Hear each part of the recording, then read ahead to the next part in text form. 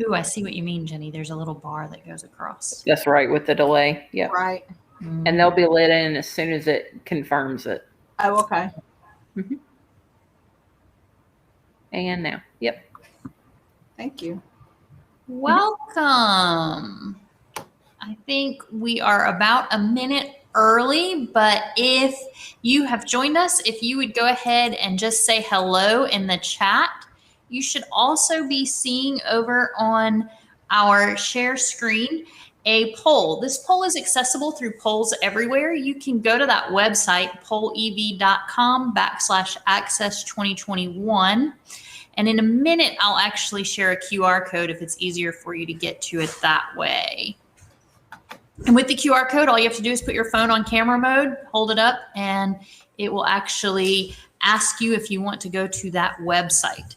So we are going to start our presentations by doing this poll. We are going to give about 5 minutes for the poll to run and for people to respond.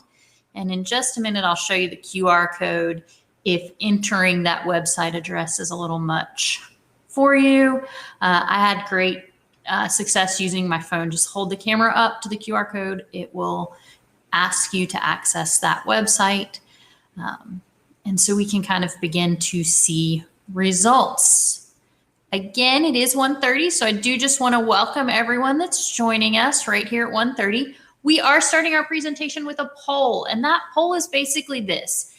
List ways that we can positively impact our students' persistence at their transfer universities. I remember when I first heard this question, I was like, how am I supposed to impact what they do in the future other than making sure that I teach them really well so that they understand concepts? And so we just wanted to get our audience's ideas for them to take a moment and reflect on how your students' success at their transfer universities depends on you. What are some things that you might be able to do at your institution or outside extracurricular things that you might do to ensure success of your students once they leave you and go to their transfer university? And so this poll is available at Polls Everywhere. You can just put in pollev.com/access2021, or you can, I'm going to show you a QR code and we'll come back to the poll screen in just a minute. If you just hold your camera up to that QR code, it's going to ask you if you want to go to that website, just like I'm doing right now. I'm holding it up, and at the top, it's asking me if I want to go to that website. Once you are at that website, you will be asked the same question that was on the screen previously, and it was, list ways we can positively impact our students' persistence at their transfer university. You can also vote up or down other people's answers. So if there's an answer that you like, don't hesitate to like that answer, and it will move that answer up further.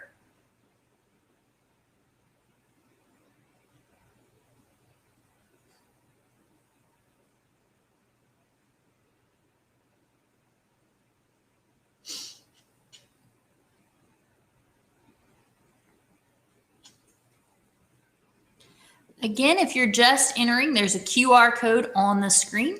If you take your cell phone and hold your camera up, just put it on camera, hold it up, it'll ask you if you want to go to that page, which is a Polls Everywhere poll, where we just ask you to answer the question, list ways we can positively impact our students' persistence at their transfer university.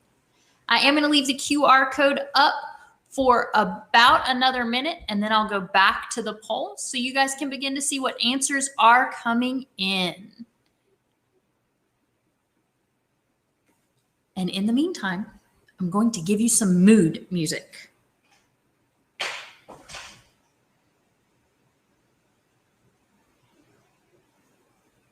It's hard when you use your phone for everything. It was my music and my how to access that.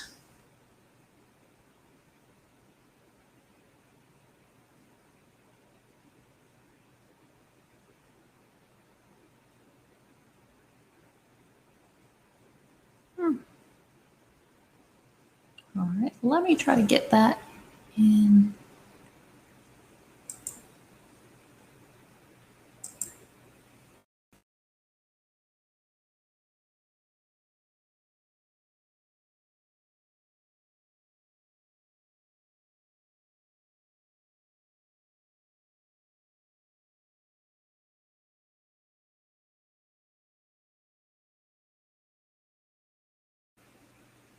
Sorry, y'all. That kicked me out when I tried to play the music on the computer instead of my phone, where it's not pulling up for me. But it looks like it has been a few minutes or another minute. So I am going to go ahead and get off the QR code and get you back to the actual survey. And you can begin to see that people are answering this question. It looks like some of our top answers are: encourage them to seek help from college resources, get them to join clubs, make connections to their instructors and other students, evolve the community college structure or culture into the university culture. That's an interesting one. I'd love to know if you guys have some specifics on how we might evolve the community college culture into the organizational culture.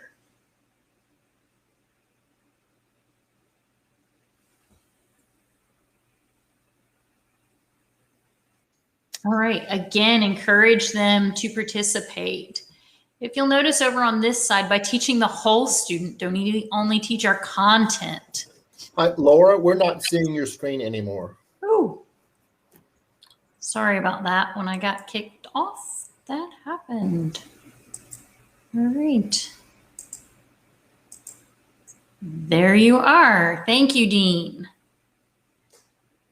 So here we are. Again, the 5 beside it means that there have been 5 likes. So people really agree that we need to encourage them to seek help from college resources, join clubs.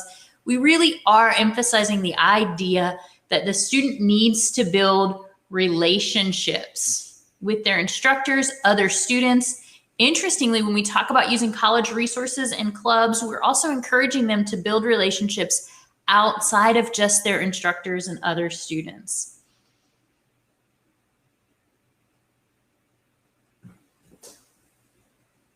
Review BDPs prior to transfer to ensure they're getting all the classes needed for the program transfer. Keep them from having to take additional classes at their four-year institution. Absolutely. And over on this side, we have the new ones that are coming up. Skills, teach them study skills, teach the whole student. Again, review college fit discussions. Yes, so we could actually talk to our students about how well the college fits them and their needs. All right, so we're going to give you about another minute to continue answering and moving that forward. And then we'll talk a little bit about how this relates to the project that we are actually going to talk about today. So I'm going to give you about another 60 seconds. Sorry that my mood music is not working today. If I play it now, you're going to get a Meghan Trainor workout song, so you probably don't want that.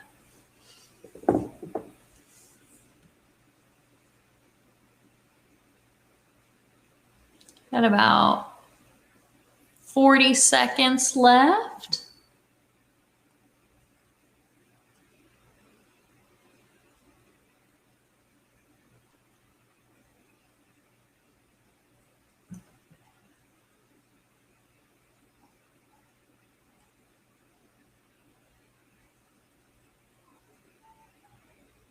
So it looks like we were not the only college that began to think about how are we going to impact their persistence at transfer universities. But it looks like we are, as a whole in the community college system, really looking at how do we impact this measure. And I think it's really interesting that the one that was voted up the most, encourage them to seek help from college resources, join clubs, make connections with their instructors and other students in their course of study, was actually what this project began to be developed around, right? So we developed a project called Access. Dean's going to go into what that project really was and what the outcomes were. But it was really founded on this idea of relationship. In 2020, 2 authors, Felton and Lammert, actually published a book, and they're out of Elon College, They published a book about relationship-rich education. And interestingly, they talked about the webs of relationships that students develop, and the most successful students at not only the most prestigious universities, but also at community colleges and public institutions are the ones that have a web of relationships that surround them in their college experience. So out of this idea of relationships, and out of the relationships that we had actually developed as a college through our transfer advisory board, came this program called Access. And our presentation, Access the Future Now, is about that program and how we use that program to build relationships for our students to encourage them to persist at their transfer universities. And I am Laura Morrison, and my co-hosts are Dr. Dean Roughton and Miss Dawn Allen. And I'm going to turn it over to Dean Roughton to explain kind of our outcomes and overview of the entire project. Thanks, Laura. Can you give me a check? Is my sound good? It is. Thank you. So I am Dr. Dean Roughton. I am currently the Vice President of Institutional Research, Planning, Effectiveness, and Technology at College of the Albemarle. But my involvement with this project came when I was the Dean of Arts and Sciences, which actually was just a few short months ago. So it's that lens and context that I'm going to be talking about this program. So just really quickly overview what we're going to look at today, participant outcomes, what we hope to get you to get out of this. We're going to talk briefly about the College Transfer Performance Measure. This is the Performance Summit, and the idea here is to learn things, or at least the idea for me is to learn things that we can use to improve performance measures at our own institutions. Talk about the Access program specifically, which is what Laura said we're here to do. So the bulk of that discussion will be on that. And then a couple of things that came out of that when we were helping to help us develop the program. We had some literature we were looking at that talked about belonging and relationship. Laura's already sort of touched on some of that. Dawn Allen is our student life coordinator, and she's going to talk about some of the student experiences through this program. She actually has stayed in touch with these students and spoke with them just as recently as last week. And at the end, we're going to save the cohort comparison, the data piece, as sort of a finale, just so you don't get the thunder up front, because we're kind of pleased with what we have done so far and hope to replicate moving forward. Next slide, please. So we've already started on number one. We want you guys to reflect upon and share your own strategies that maybe you have used or that you think you might be able to use for a college transfer performance measure. We're also going to talk about the intent and the structure of the College of the Albemarle Access program. And we're a little limited in scope here because this has so far just been a pilot program. So the intent we'll talk about, and limited results, and then how we built this program, how it's structured. It's a program that I think we do intend to keep moving forward, but in discussions with some other key players, it sounds like we're going to learn from our pilot and kind of let this thing move in a bigger direction and make it more broad and open to more students. So let's go ahead and get started talking about the program. Next slide, please. So college transfer performance measures, if you are familiar with the performance measures, you may know that they change sometimes every few years as to what they're measuring, or they definitely change as far as the baselines, the averages, and the excellence levels. Those targets, those thresholds change as the data changes. But prior to 2019, the college transfer performance measure was really GPA based. It was about performance in the classroom at the receiving four-year school. So with the percentage of students who exited this community college system after either having gotten the full degree or at the very minimum 30 cumulative hours, which is basically half the degree, of the articulated transfer credits, and then transferring out to a four-year school and staying there and subsequently earning a 2.25 GPA. So the 2.25 GPA measure is one that COA has done well on in the past. Almost always we've been in the green or the yellow. If you're familiar with those terms, those are the excellence or the above average levels for that. So we've been pretty proud of that. But then, next slide, that measure changed a couple of years ago. So It's the same sort of prefix here. It's still looking at associate degree completers or people who have 30 or more hours who transfer to a four-year school. However, instead of looking at that population for the percentage of people who have a 2.25, now it's a percentage who remain at that four-year or any four-year subsequent fall semester. So it's a retention or a persistence measure now. You know, the focus is not just on GPA. It's good to have a good GPA, but really, I think the thinking here is completion is what they're all here to do. They're here to complete their education, get their certificate, their diploma, their four-year degree, what have you. In this case, four-year degree. So that's really where the focus is these days. And I'll be honest with you, in the most recent measure, we were red on this one. We haven't really had time for this program to have an impact.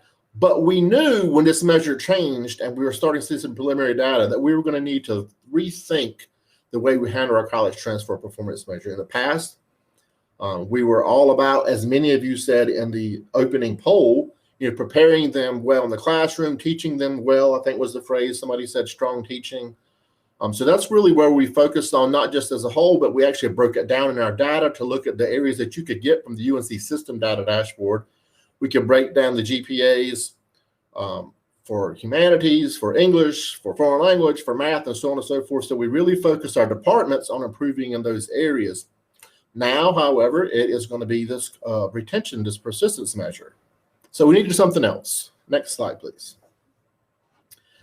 So we had an advisory committee meeting in which the department chairs in the transfer division, as well as some liaisons at some of our major transferred to universities. And we do that annually, and we talked about what their needs are and how we can make our transfer program stronger. But at the end of that meeting, after the guests from the universities had left, we started looking at data, and we posed the question, as Laura said, she was asked, other people were asked, you know, what can we do other than what we've been doing to prepare people academically? How can we help a person who is no longer even at our college? It just seemed kind of like a foreign concept at first glance, and we were just sort of taken aback. So we started brainstorming. We know we have been doing a lot of existing work up until that point in our, in our existing strategic plan on retention initiatives, which really involved classroom stuff. It involved redesigning courses, both face-to-face and online, and we actually improved success rates in those. About the same time, though, when we were looking at some of those science courses, we had been looking at potentially applying for a grant in STEM surrounding minority student of color participation and success in STEM initiatives. And some of the literature review we were seeing talked about this sense of belonging at an institution, the sense of community, being able to see other people that you can relate to and have a connection with. So we started thinking about how that might tie in to something we could do beyond just academic preparation. Next slide, please.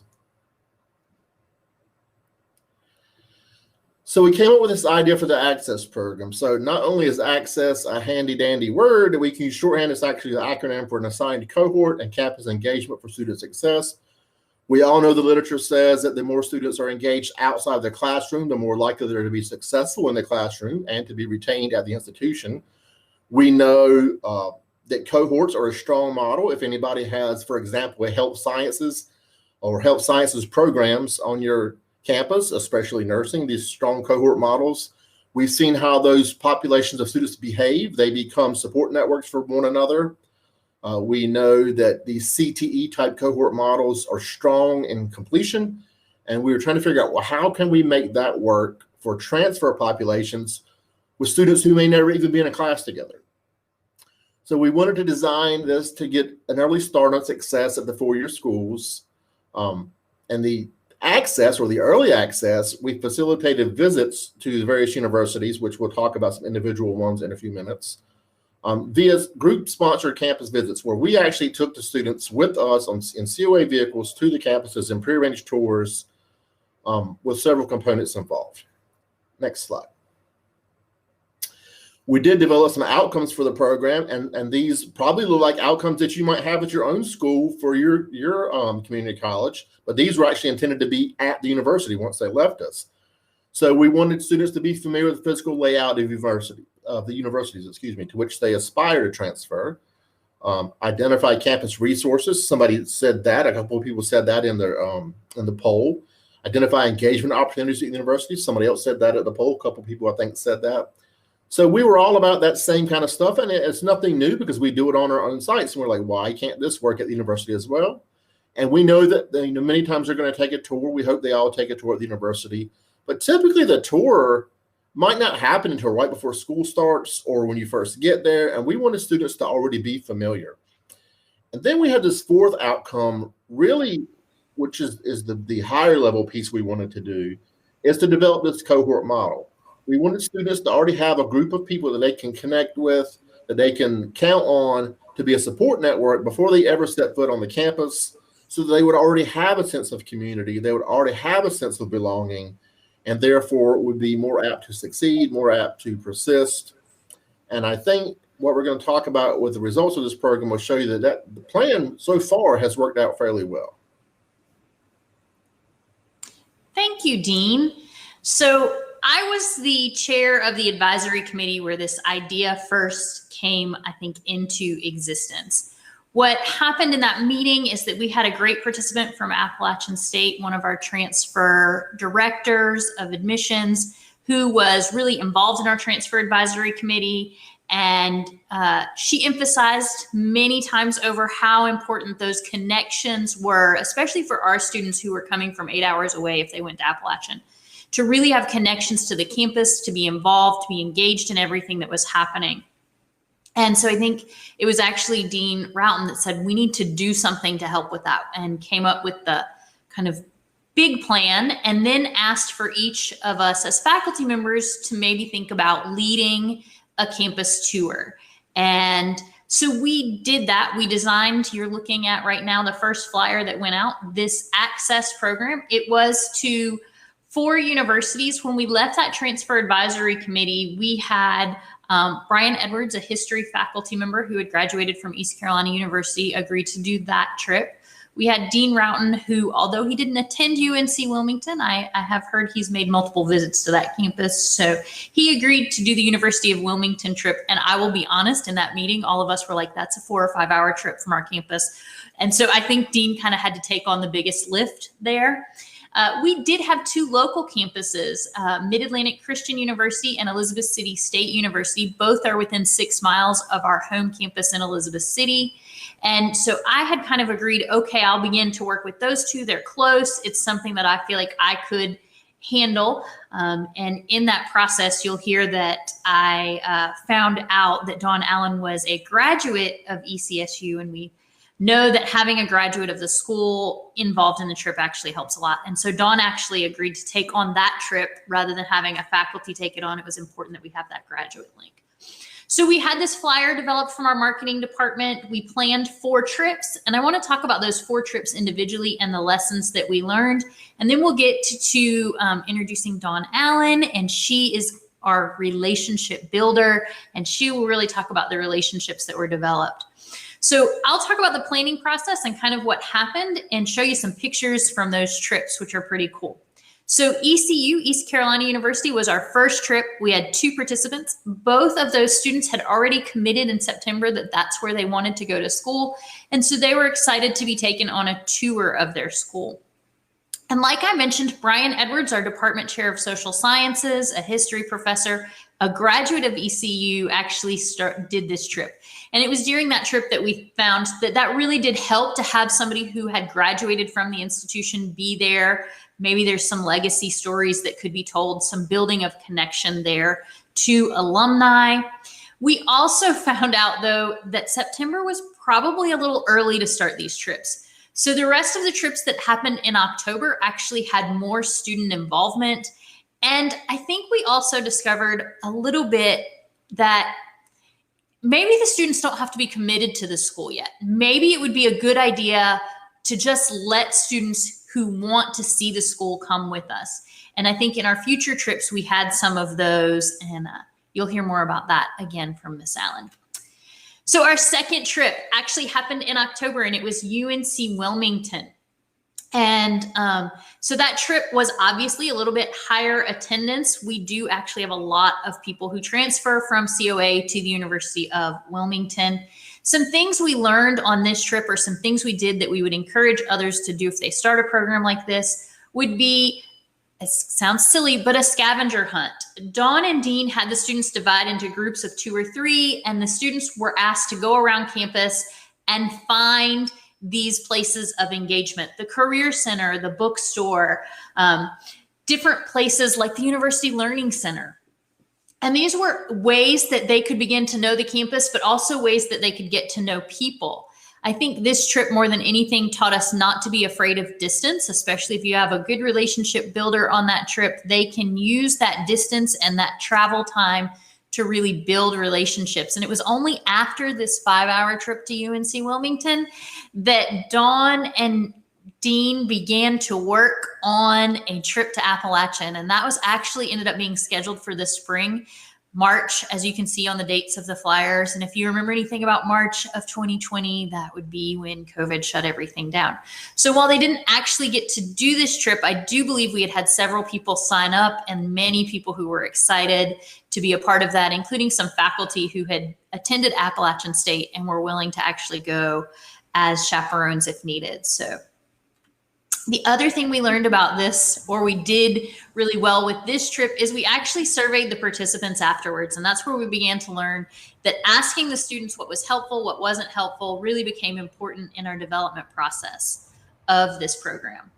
From here, we had our 3rd trip scheduled with Mid-Atlantic Christian University. Mid-Atlantic Christian University is a very small private Christian university near our Elizabeth City campus.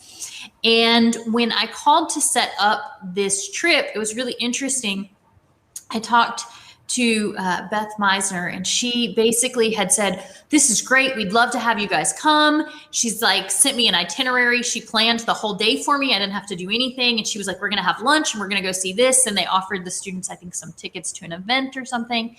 And unfortunately, we didn't have any students sign up to go on that trip, which really wasn't surprising because most of the students that end up transferring to Mid-Atlantic Christian University actually already have really strong relationships with that university, in that it is the big Christian university on campus and it's a small university, so they're really good at making those ties already. But I mentioned this trip because we learned a lot of lessons here. And I think the first lesson was reach out and then don't be afraid to ask. So I think with our first transfer institutions, we felt like maybe it was a lot just to ask for a tour, and we felt like we needed to kind of do this on our own. But as we began to explain to the transfer institutions what we were doing and why we were doing it, they began to be more receptive and offer more things. This is the key where bringing in our lovely graduate and alumni of Elizabeth City State University really mattered. So Dawn came in with us as we began to plan the Elizabeth City State trip. So I'm going to show you a little video of the Elizabeth City State trip here. There are a couple of things that I will point out after the video that happened during this trip. It's not a long video. Don't stress.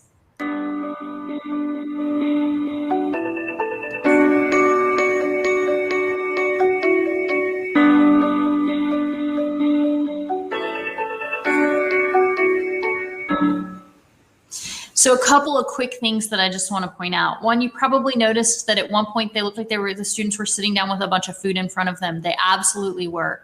When I mentioned to Dawn the schedule that MACU, Mid-Atlantic Christian University, had put together for us, she reached out to her friend that you see in this last picture standing right here next to Dawn. Darius and Dawn actually worked together to coordinate this trip and plan the events.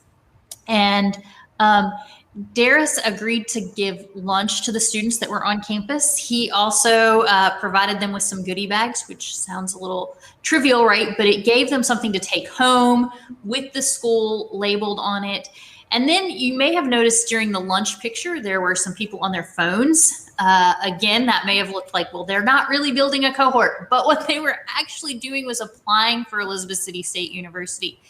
During lunch, as we were all sitting around talking, our admissions transfer advisors had agreed to waive the application fee if the students wanted to go ahead and apply. So we were outside of the normal waived application fee week that happened in September. And so they actually agreed to waive it for them if they were applying then.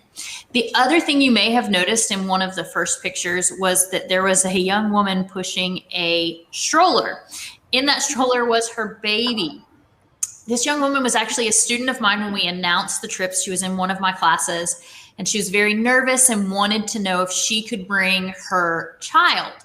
Obviously, with us providing transportation, that could create some liability issues. But through many discussions, Dawn and I decided that she could meet us there. That way she could transport her own infant. And we felt like her and I could team together and really help so that the student could get the full experience out of the trip and yet still not feel that she couldn't do it because she was a single mom. So I think Dawn may talk a little bit more about that. So the lessons learned with ECSU were for us really this idea of ask for things, because you would be amazed at what people will give you if you ask for what you want and need. And two, I think the other lesson was that those relationships really were key, and picking people on the campus that already had really strong relationships helped us to develop stronger relationships for our students on those transfer campuses. And so now what I would like to do is turn it over to Dawn, because she has a lot of the really qualitative data about how those strong relationships actually impacted our students. Sorry. Okay. No worries. Thank you. There we go. Yay, there's my slide. Hello, everyone. Hope everybody's having a great time at the summits. I know I am. I've learned some wonderful information here, and I just want to thank everyone that put on the summit, and I want to thank Dr. Carter for all her hard work that putting this together also. So what I'm going to talk about is the program and how it built relationships with the students. Talking about ECSU, there was a young man that attended with us on the tour. He had already talked with me a little bit about, well, I'll go, but I really don't want to transfer to a university. I'm in high school doing dual enrollment, and that's really all I want to do. I said, okay, well, let's just, let's go on the tour and find out what they have to offer. He went on the tour, and his eyes just lit up. It was amazing. When we went to lunch, that's when he decided right then and there, he's like, Miss D, I want to come. And so that's when they opened up, okay, if there's others and you can see yourself here, definitely come on, we're going to open up the application. We opened it up right there. What you didn't see is some of the students that were in the cafeteria came over and was talking to our group and talking about how much fun ECSU was, and, helping them with the application if they needed help. So they were also building relationships with our COA group with ECSU students. So I found that was great. So I talked to this gentleman, and he is now still at ECSU. And he is doing their Homeland Security program, which is great. And he's telling me, Miss D, I'm having such a great time. Thank you so much. This tour was wonderful. If it wasn't for this tour and taking me, I wouldn't have gone to a university. I wasn't going to further my education. Talking about the young lady, she, the single mom that brought her baby, she is actually a single mom of 3. She was very scared and nervous. She's also working a full-time job to support her kids and herself. So she was really excited to come and was able to bring the child. Other students from ECSU, when you see a baby, they stop and they goo and gaw, and oh my goodness. And so that really opened her eyes of saying, this is the place for me. Not only are they opening up their arms for me, but opening up my arms, for, my child, my children. So she also did the application that day, and she will be attending this fall to ECSU in the education department. She is a COA graduate. She just graduated in May here at COA, and she will be attending fall of 2021 at ECSU.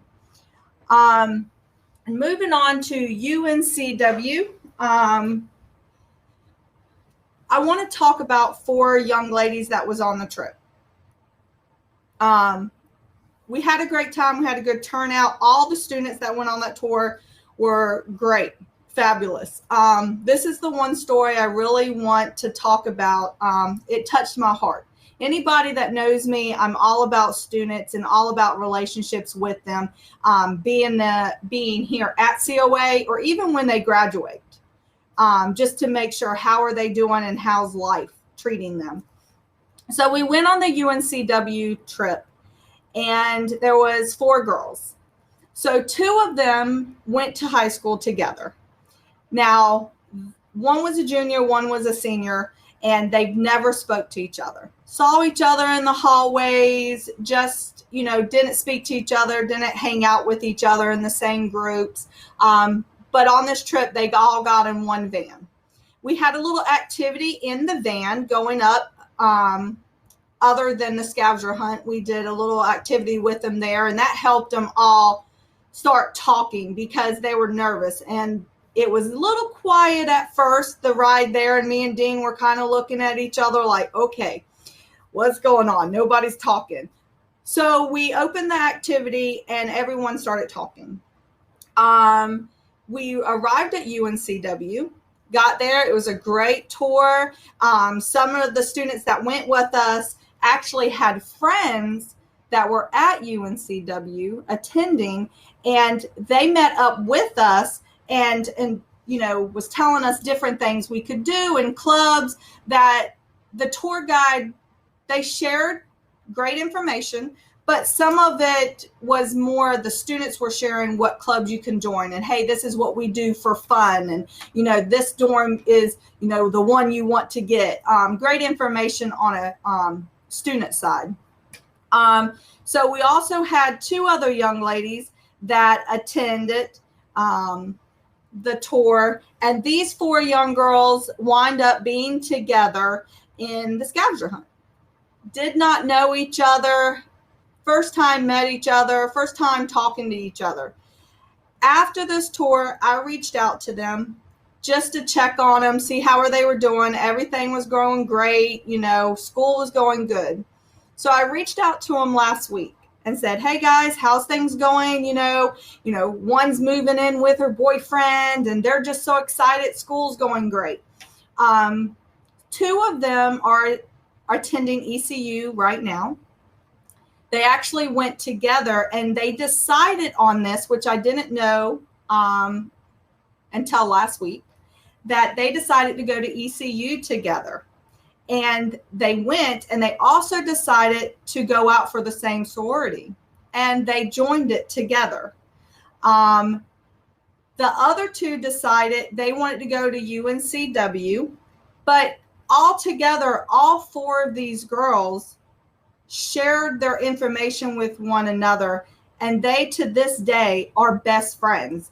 They all hang out together almost every other weekend. They're together. One is at UNCW right now. One just graduated high school, and she's actually on her way to UNCW this fall. So she's excited. So, I just wanted to share this information because, you may be asking, does this program really work? Does it, benefit the students? Is it gaining relationships? Yes, it is. I'm here to definitely say yes. The girls wanted me to share today because I told them I was going to do a presentation and talk about all of our fun times. And they wanted to share that, not to give this program up, because they were able to gain real friends for life, people that they will have to grow old with, they said. So to me, that touched my heart, that all of this had a purpose. The students are having relationships of, this is what's going on. They feel comfortable when they go to these universities. They're not scared. They're not nervous to, where do I go to get this? Where's the admissions building? Where's the resource building? Where's the library for me to go study? So they were able to go onto these campuses and say, you know what?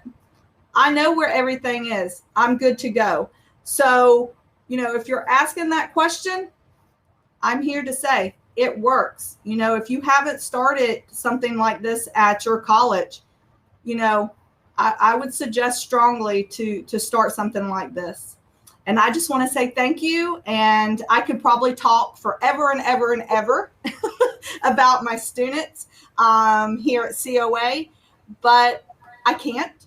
I'm on a time limit, they tell me. So I just want to go ahead and turn it over to Dr. Dean Routon so he can finish up our presentation. And thank you everyone for joining.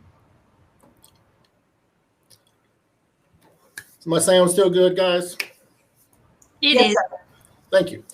So we do have one, you heard a lot of qualitative stuff there. We do have one quantitative slide here. And this uses data from the most recent performance measures report. And for the college transfer success measure, the most recent NCCS average is the yellow line, and then the excellence level is the green line. So if you look at all COA for the same time period, we were below the yellow. So we were actually in the red for this measure. I had mentioned earlier in the intro that we were hardly ever in the red for college transfer success. We are in the most recent report. We're below the average. But if you look at the access cohort, admittedly, it's not a ton of students. You saw the pictures. It's a couple dozen students.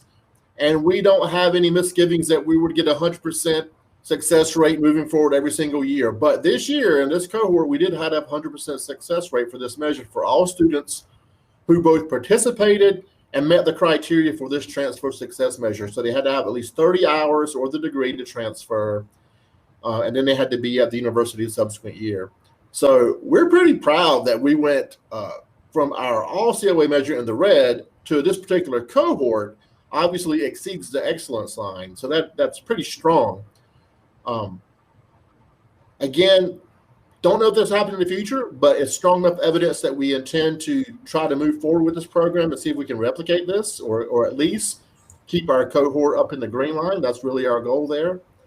So not a lot of data there numerically because it is a pilot program, but still pretty promising information. And I think we have just a Q&A slide left. Is that right, Laura? That's it. So thank you guys for joining us. We do appreciate it. We, I think, found success in this program. I think we not only built relationships with the students that Dawn talked about, but within our campus. I think there was a lot of relationship building between our student success and activities programs and our faculty that were involved in these trips. And then I think, as Dean noted, while it's just a pilot program and we don't have huge numbers, I think qualitatively and the little bit of quantitative data we had actually show that we really can maybe make some impacts on that performance measure of persistence at the transfer universities. Dawn and Dean, we do have one question that I've seen so far, so I'm going to address it to you guys because I think you guys are the ones that would have this answer. It says, how many people do you typically have on one of these tours?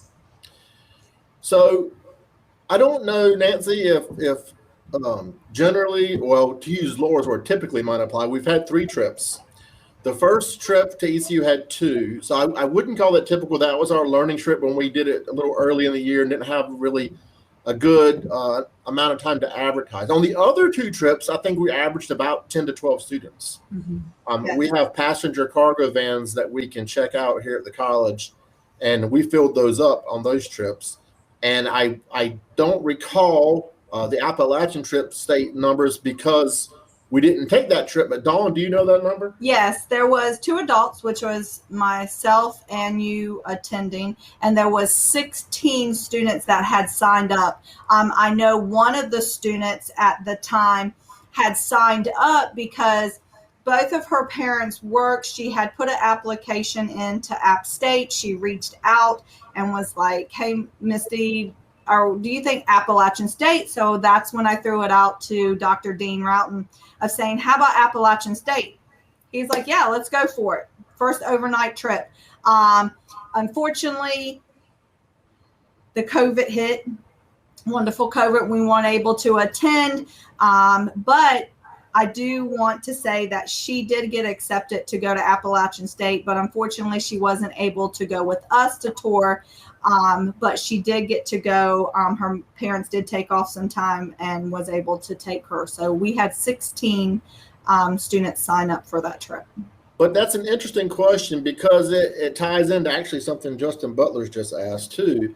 Mhm. Because when you're doing this trip, you're using college transportation, you're bound by the size of your vehicles.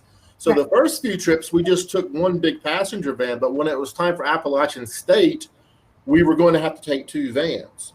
Right. And that sort of ties into Justin Butler's first question about how do we assign cohorts? Well, honestly, we didn't do it by any of those things that you suggested their degree graduation year because this was a pilot and because we didn't have huge groups and because this was the most important piece is we simply grouped them by somebody that they did not already know. Well, when you consider several of them came from the same schools, 3 or 4 probably already knew each other. So by the time you divide those 3 or 4 out, to get a groups of students in separate cohorts that didn't know each other, it kind of took care of itself.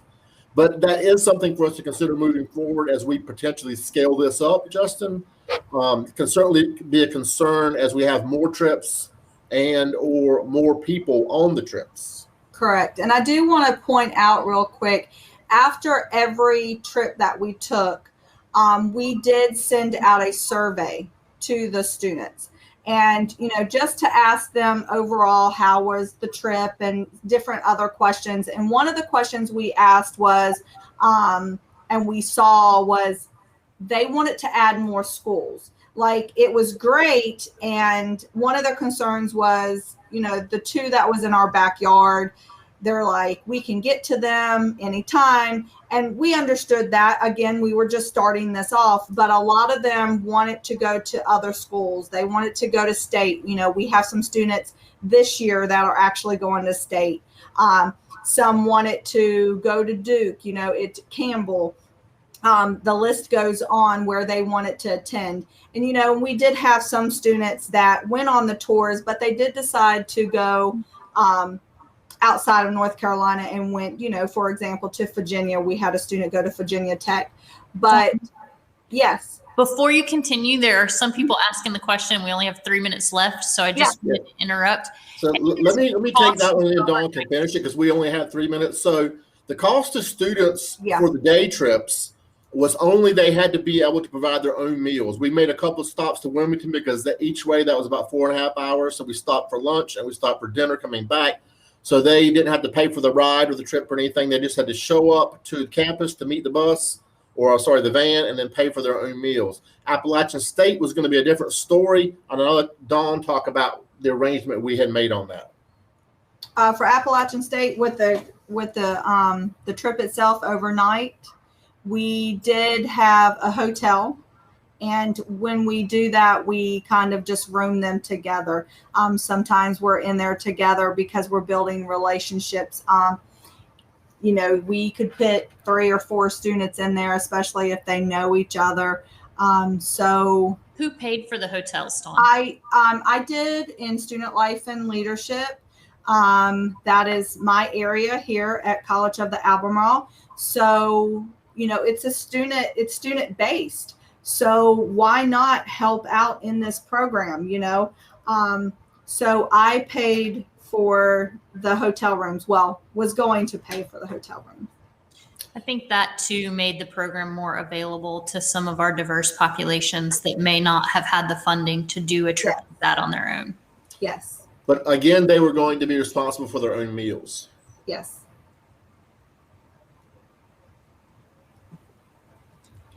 I do, before you guys go, want to leave you with one last thing. In the surveys, one of the students said, and I thought this was kind of the quote that symbolized everything that we were trying to do. So in one of the surveys, she responded, "Besides the fact that I got to actually tour one of my dream colleges, the most important part was being able to meet new people and make new friends." Yeah. So if we can replicate that, we will be very happy. Yes. We've got 1 minute left. Are there any last second questions here?